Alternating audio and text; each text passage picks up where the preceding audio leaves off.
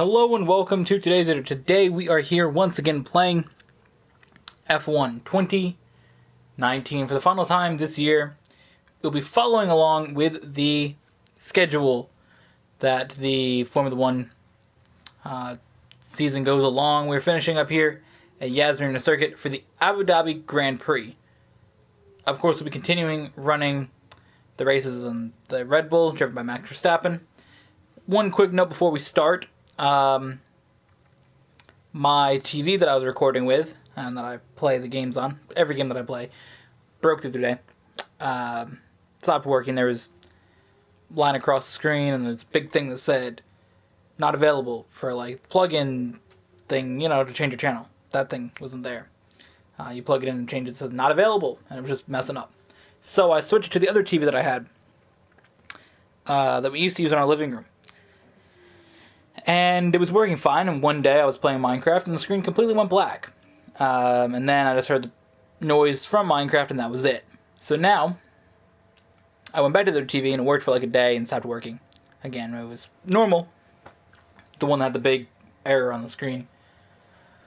And then, it stopped working again. So, we're here with a very small 32-inch screen TV. Smallest one I've used for videos in years.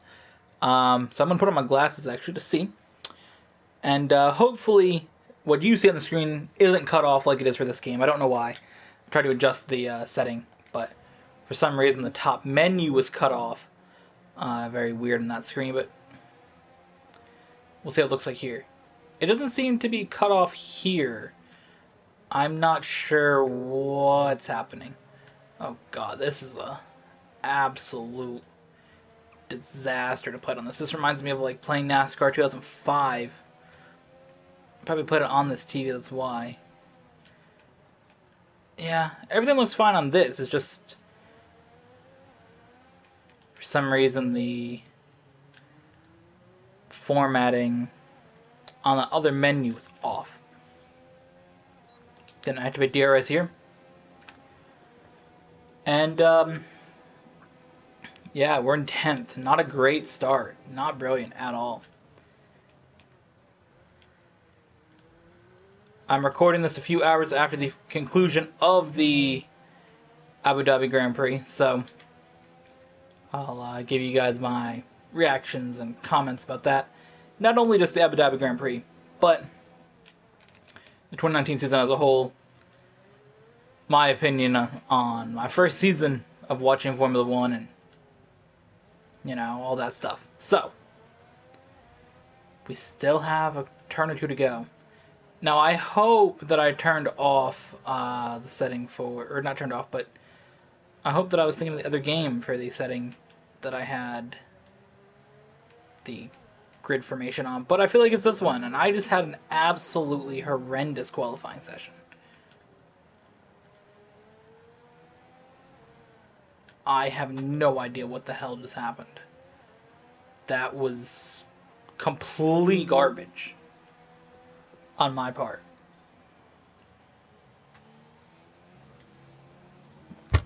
Very disappointed with that. Not happy with that result at all.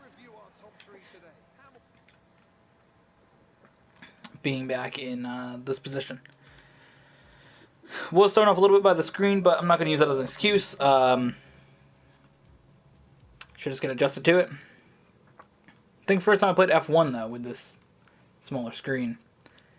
Yeah. Only video this week that I will mention that in because the other two videos I recorded from this week were before we were on this small screen. I believe. I recorded them last week. I only started this a couple days ago. We are doing damn formation lap. What the hell? Can I skip the formation lap?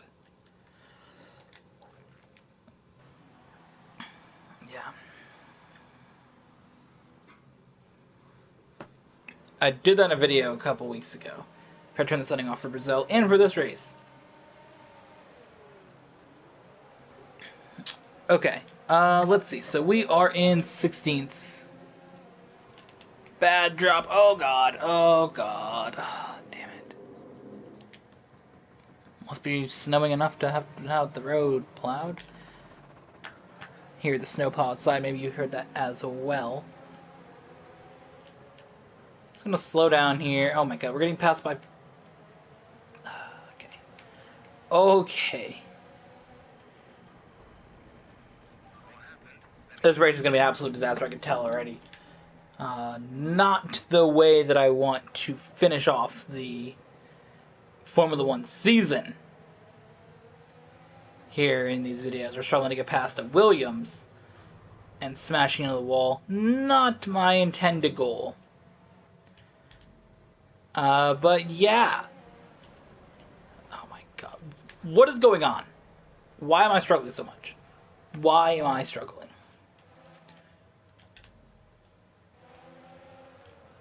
Qualifying was a disaster. This race start's been a disaster.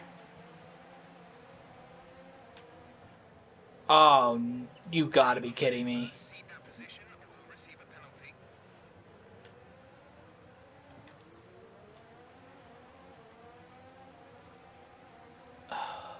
Okay.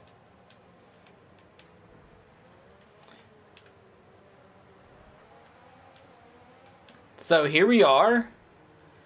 Already without a front wing. Brilliant.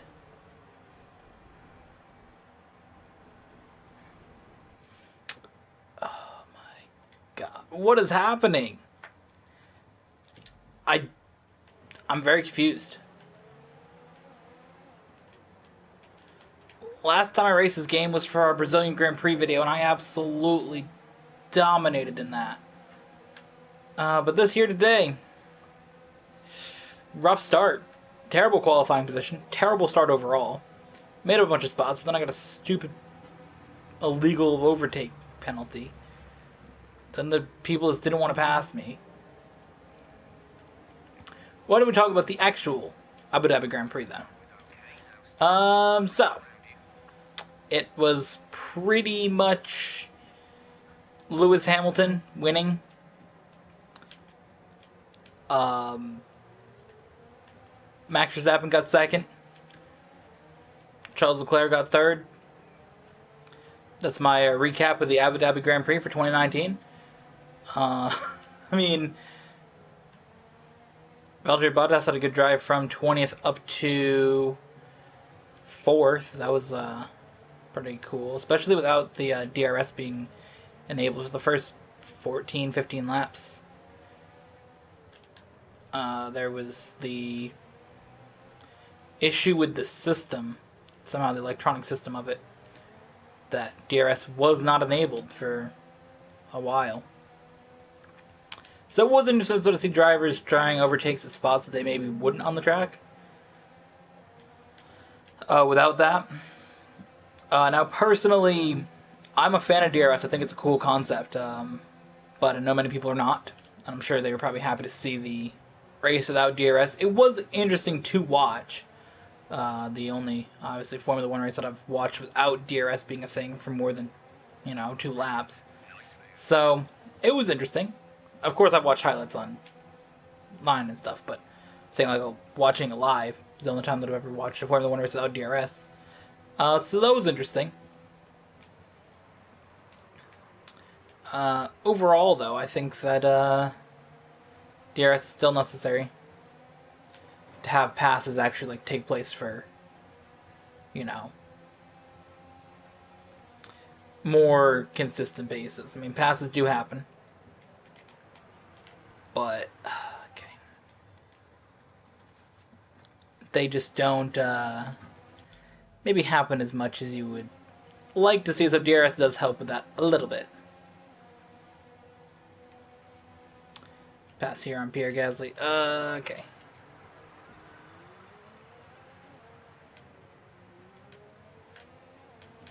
Cut him off there, I guess.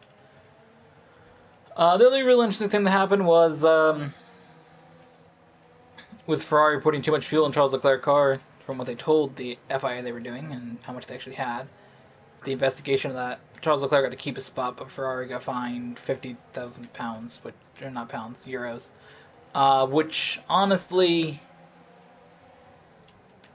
doesn't really matter. I think that money, fines like that aren't really impactful in Formula One, or really, I think a lot of sports. If you just get fined a little bit of money, especially in like a sport where the team gets fined. We don't have any ERS. What is this? But a thing like that, Ferrari getting fined, cool. They're a company that builds supercars. I don't really think that that's an issue. Plus, I mean, they're the biggest, like, fan-wise team of Formula One. They make so much money from everything. And, I mean, you see how much money they put into the cars. I know last year it was $500 million. It's a lot of money to put into a car. I think that they're willing to pay a small fine in comparison for, a podium. Oh, we get a podium, we gotta pay a little bit of money for it? Oh no. I mean, it comes into the fact of penalizing the driver, penalizing the team. It's that type of situation. In that scenario, I don't believe Charles Leclerc, necessarily deserves to lose what he raced for, but theoretically, it is a team thing, and if the team makes that decision, then they all should have the consequences of it. And I don't know, it's hard for me to decide if I think that he should have got a, I don't know, whatever type of penalty you can get for that, or, lose your spot, get disqualified. I mean, I don't necessarily think Charles Leclerc should have got disqualified, but in the same sense, we can put more fuel in the car and have to pay a fine. It's similar to the penalty before with, I forgot what race it was, but I believe it might have been a Ferrari in that as well. Might have been Britain, but there was an unsafe release and they just got a fine for it. I mean, I think that something like that, again, I don't know. Getting a penalty for an unsafe release and getting a fine and not an actual on-track penalty. I believe it was Britain, I don't know. One of those tracks earlier in the year, though. One of the teams had an unsafe release and got just a fine. I know Max Verstappen got a position penalty in Monaco. For his unsafe release into Valtteri Bottas. But either way, overall reviewing the entire F1 season, again, I've stated that I watched every race this season except for one. I watched all but Spain. It was some holiday, and I was at my brother's house the day before. Stayed over that night and had to come back home, and I already seen who won, so I didn't watch that race. But every other race this season I did watch. From what I've seen of Spain, it wasn't that interesting either. So, this season, for me, I think it really got good, and I think most people would agree, got good after France. Once France happened, which was the absolute worst race of the season, probably up there with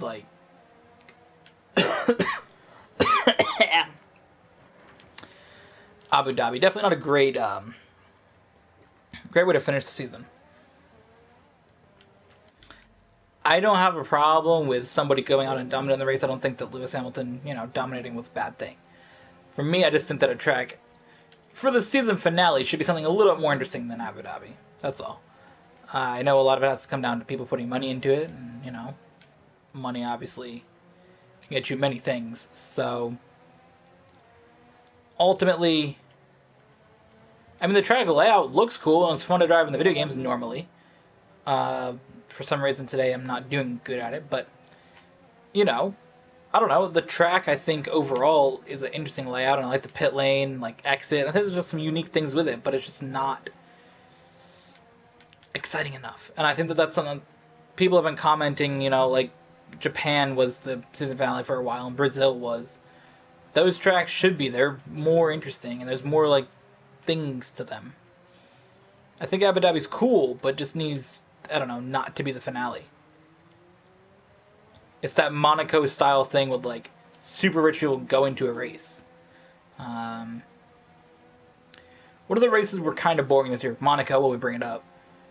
Monaco was a track that I was excited to watch a race at, honestly. I had heard so much, like, just being into racing, not having watched Formula 1, but being into anything that involves cars. You will hear about the Monaco Grand Prix as, like, one of the biggest things. And for me, watching NASCAR for years, they would always talk about how for the Coke 600, which was, like, NASCAR's big race on that day, how it was just part of that, like, day of racing. You watch Monaco Grand Prix, you can watch Indy 500 and the Coke 600. You watch all three different racing things there. Formula 1, IndyCar, and the NASCAR. You watch all of them, and it's a big thing that day. So I always heard about Monaco, and it's just something that, you know, you see even if you don't watch Formula 1. I was sort of excited. I'm like, oh, Monaco's going to be cool, you know, finally watching the race, because it was just never something I ended up watching. I just hadn't been necessarily interested in watching something that I wasn't really into. So it always had been there, and it always sort of on TV, but I never checked it out. So this season, being into Formula 1, I'm like, oh, Monaco, cool. Let's watch something that everybody hypes up. And it was absolutely boring. It was one of the worst races I've watched of Formula 1 this season. It just, I don't know, I had the impression that Monaco would be an exciting track and it'd be fun to, like, you know, watch and things would be going on, and it really just was disappointing. I think because there was so much build-up into it, and still being relatively new in Formula 1, that was on, like, the 6th race of the season, so only, like, the 5th one that I would have watched. Having that build-up for years for me, really, for hearing about it and seeing it, things about it, just came up really, really lame compared to everything else. Like Abu Dhabi, I'd sort of, you know, gotten it more into Formula 1 and into stuff with that online, reading about things and people's comments. I kind of had expectations that maybe it wouldn't be the best race. But Monaco, I was just like, oh, Monaco could be cool. And it was just absolutely super lame. Thinking back to some of the other tracks, Australia, the first race of the season, way back in March.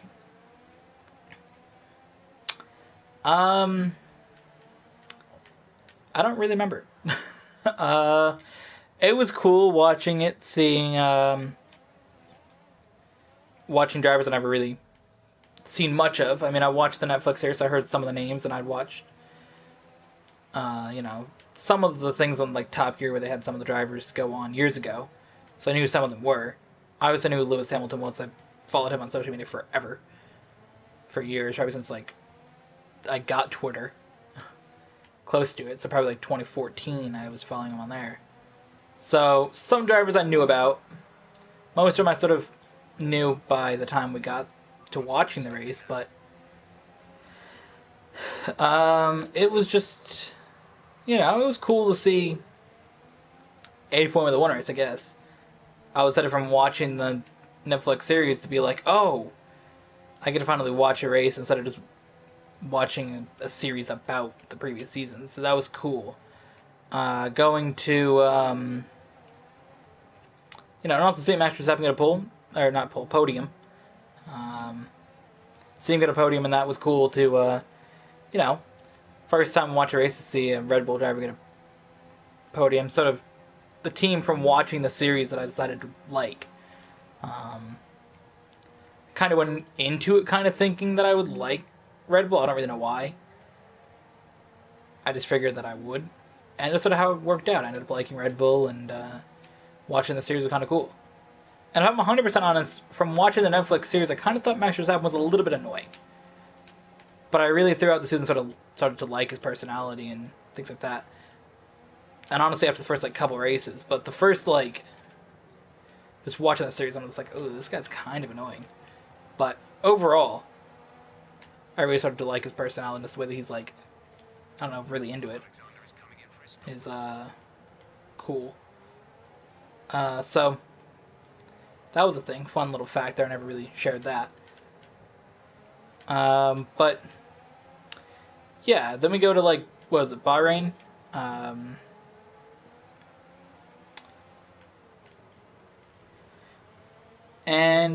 Yeah, to see that race. What happened in Bahrain? Oh yeah, Charles Leclerc was going to win it and then didn't. I always think it's cool to see different drivers who had never won before win races. And it was kind of something I was looking forward to being like, oh, maybe we'll get to see a driver that I, just started racing in a top team get a win. That'd be cool. So it's sort of cool to have a driver win in the first season. Eventually, once he did get his win in Belgium, it's sort of cool to watch a driver that never won before be the winner in a season that you started watching. So that's kind of cool. What else was there? Yeah, that was disappointing in Bahrain for him. China, 1000th race. Third race I watched was 1000th one overall. It's cool because I always like the history of things. I just have. So if I'm into something, I want to know the history of it, a lot of it. So it's cool to sort of see the 1000th race and be like, that's pretty historic that they've been that many races and things. So I definitely want to do more reading up on the history. I'm trying to get up on the more recent history first, and then sort of go back from there. So I'm trying to get a lot of stuff from the 2010s, that decade, which just wrapped up with Abu Dhabi. Trying to get in there and sort of see some of that stuff. Working on learning a lot of things from that with Mercedes in there and Red Bull dominance and things like that. I picked up a decent bit of that, and then we'll start working back from there. Obviously, I know some of the big stats and records, and I just want to learn more about it because I just love knowing the history of things. History was like in school for me. That was the subject that I was the best at. I always just liked history, and I always have. So, learning the history of things like that is cool. And to see the 1000th race was really cool as well. What was after China? I don't remember China. What was after China? What comes after that? Think of the calendar. God. What was the next race that stood out? I don't know. Oh, Azerbaijan was next. Not really memorable. Then Spain. Monaco we touched on. Canada. That had the big penalty where Vettel won the race, but since he went over the grass and had an unsafe re-entry to the track, Lewis Hamilton got the win there. That was really interesting. I hadn't really... For me, watching NASCAR, they never would take away a driver's win, no matter what. Like, oh my god, what the hell was that? I carried a lot of speed into that turn. I guess we're going this way now. Yeah, they never started doing that until this season, actually, in NASCAR. So, I had never watched a sport watched racing, where you could lose your win. Like, if you cross the line first, I mean, I guess in NASCAR, they could take away the win if there's something like super, super illegal with your car, but they would never take away a win. They would take away points. That's what it was. They take away points, but never take away wins. So, if you would win a race, no matter what happened to your car, I mean, the points are obviously what you want, but you would never lose your win. So to see that, super surprising to me. Well, not surprising, but interesting, I guess. Interesting is the word we're looking for, because I think that if you do something, I don't necessarily agree with the penalty on that, but I just think that overall it is interesting that you can lose your win or lose your spot if you do something outside of the rules, and I think that's how it should be.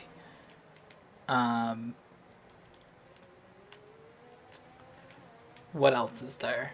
After that, we had France, which was freaking lame. Was Britain after that, or was Austria? I don't remember, one of the two. Well, Britain either way, nothing really there to say that much. I mean, Britain was good, but I think actually Austria was before Britain.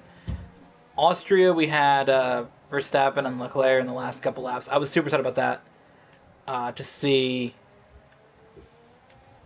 the first time, for me, watching Max Verstappen win was super exciting just because, watching a Red Bull driver win, if you're like, this is the team I'm going to like, to watch them get a win was exciting. And I was super happy with that. And then we had to wait for hours for them to decide if the contact between Leclerc and Verstappen was a penalty or not. Ultimately, they decided that it wasn't, and Verstappen got to keep the win, but we had to wait hours. I remember the race was on probably 9 o'clock in the morning here. Maybe a little bit after that. I watched it at like 12 o'clock here. It wasn't until like 3 o'clock. I was like at Target or something, checking my phone. It's like, oh, Verstappen keeps the win or something. I'm like, yes.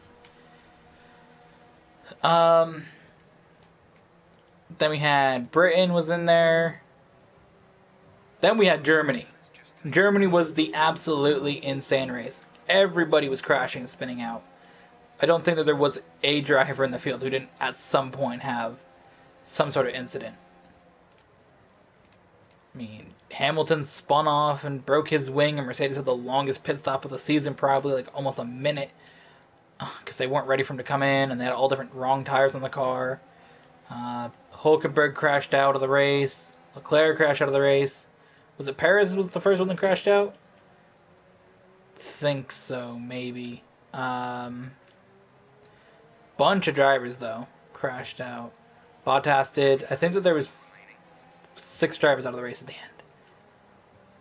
But either way, there was a lot of drivers out in that. Even Verstappen, who won the race, spun out. And there was a bunch of, strategy in there with the switching between the not the hard tires, but the non-tread tires and the tread tires, or slicks, I guess you'd say. The slick tires and the treaded tires. It was just crazy, that race. Probably the best one of the season. Or I believe that was the best one of the season. It was just so insane. Then we had... What else was in there? What else do we have? Was Hungary next after that? Might have been. Hungary was a decent race with Verstappen. I thought he was going to dominate that one and get another win. But he got the pole for the first time, so that was cool to see him get a pole. And then pretty much lead the whole thing until Hamilton took the lead at the very last few laps, when just the tires were not there for Verstappen. He didn't have enough life left on the hard tires compared to the tires that Hamilton came in and swapped onto his car. After that, though, it was the summer break, and that's when we had the swap at Red Bull with Alex Albon and Pierre Gasly. And then Ferrari sort of came out and did really well in Belgium, with Leclerc getting his first win. And that was exciting for him. Obviously, emotional for him with losing his friend just the day before in the F2 race. So, for him to get that win, that was good for him on multiple different levels there. Then they went to Italy in there, where Leclerc got another win. Then there was Singapore, another Ferrari win. And along the way, Ferrari could have had many more wins, but as everybody knows, they kind of messed up their strategies in multiple races. And we got to Russia, America, Mexico, all those races, and a lot of just Mercedes wins, and them wrapping up the Constructors' Championship in Japan, which Japan was an interesting race. I was when I started watching practices. I watched some practices, some qualifyings after that. they were getting prepared for the tsunami coming in Japan. So that was interesting. They're talking about like how they're breaking down all the stuff and getting prepared for, you know, the storm to come in.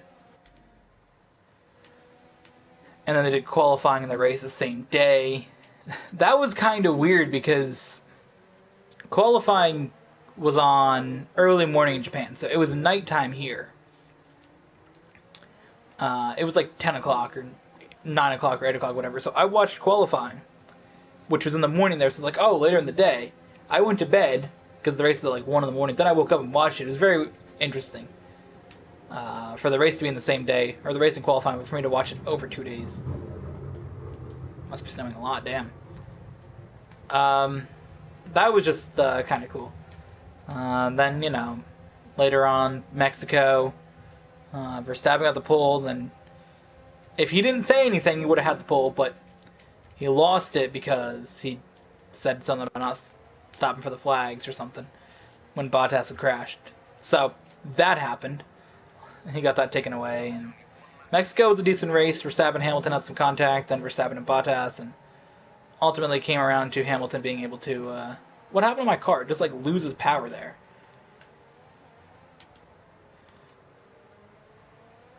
So, either way, a little bit of contact there for them.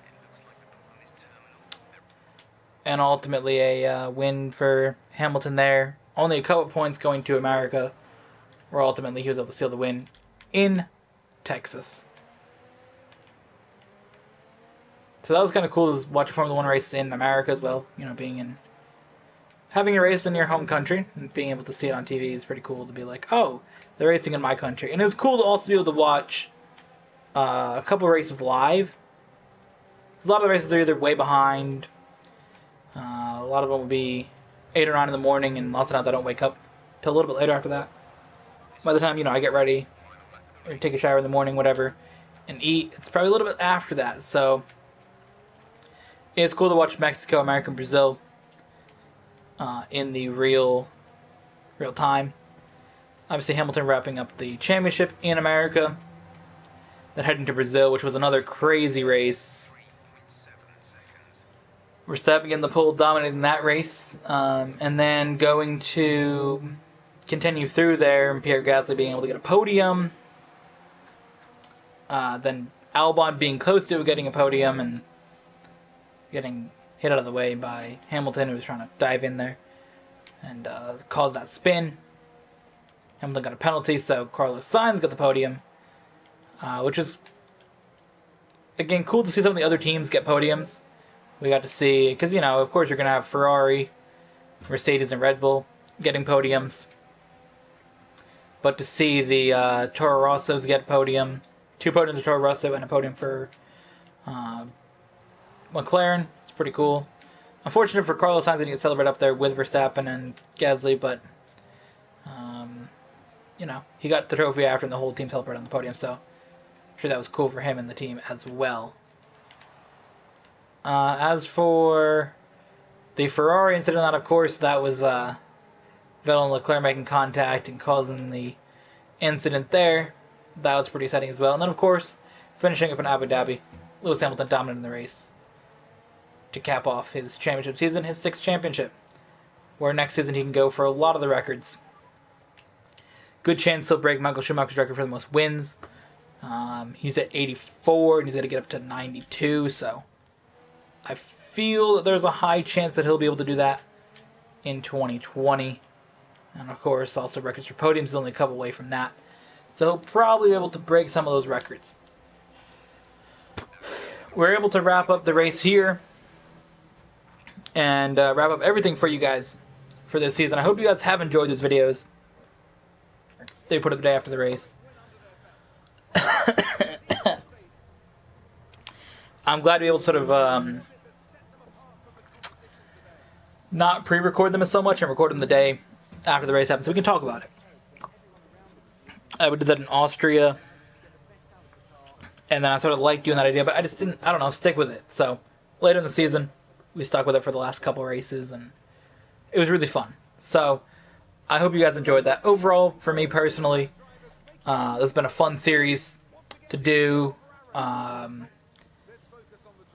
And overall, the Formula One season, for me, was very exciting to get into a new sport and watch it and be able to make videos about it and things like that.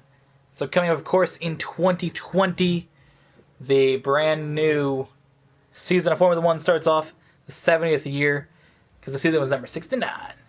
Yeah, 70th year of Formula One. That'll be pretty exciting to watch, and I'm excited for another season. Some new tracks in there. Racing in the Netherlands and in Vietnam. That'll be exciting.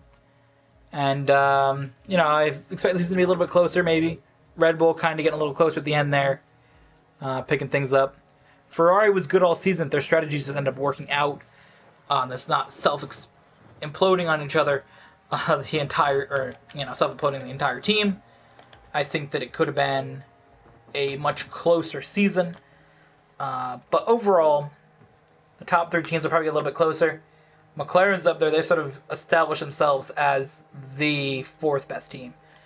I believe a little bit over everybody else at the points. So maybe they'll step up a little bit more. Maybe bring a little bit of a fight to the other teams, but I doubt we'll see that necessarily. Maybe in 2021. But I think that the season's been fun. I've really enjoyed watching Formula One this year. Looking forward to next year. I don't know when the new game's going to be out. When it does come out, we will buy it. But until then, we will be playing this game, of course, throughout the winter. And to start next year, you'll probably be able to, or we will be doing, not probably be able to, you will be able to see in the season, Australia, seasons like that, or tracks like that. Will be in F1 2019 because the game doesn't come out right away in March. It comes out probably June. So we might not have a recap video for Netherlands and Vietnam. Hopefully we will, but no guarantees on that. So I hope you guys enjoyed this season of watching this. Let me know what your favorite race is down below. And we'll be back, of course. More Formula One videos. We're not over for the year, but this portion of the Formula One videos is over. So we'll be back with these in March, and of course, we'll see you guys in the videos